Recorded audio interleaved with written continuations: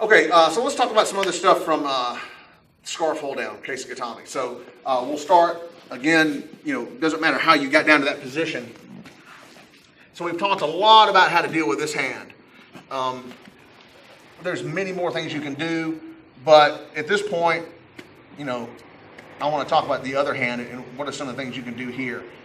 A lot of the times what you see from Kesa is, rather than him putting the hand in the face, is he'll actually squirm his body and actually slip his head out. So putting pressure on the outside of the shoulder, or specifically, what's even more dangerous, unless you don't have a good position, is a lot of times you'll see people and they're trying to get a choke here.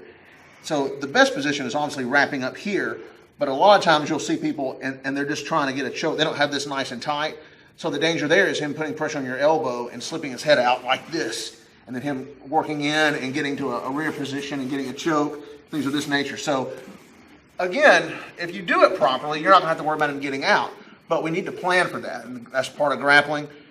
So again, continuing, like we've said before, make sure you underhook the elbow. Getting on top is not going to do you any good. So from here, he slips out. So we'll assume he slips out. Well, from there, what I need to do is immediately drive my weight into him a little bit to prevent him from getting that rear position. Now, if he straightens his right arm, then obviously I'm going to go for an arm bar and this kind of thing. But a lot of times what people will do, they'll actually grab, because that's how he's going to get that rear position. So what I'll do, I'll drive my body up here to prevent him from getting that.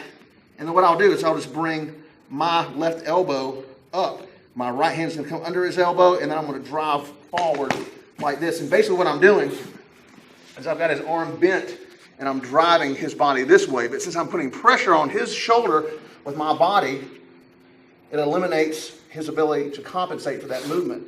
So I'm putting pressure on his body and lifting up.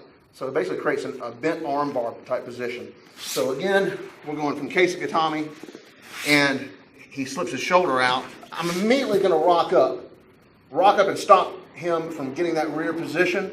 And then all I want to do is take my hand, get under his elbow, and then lock my hands, or anything where you can secure your arm position.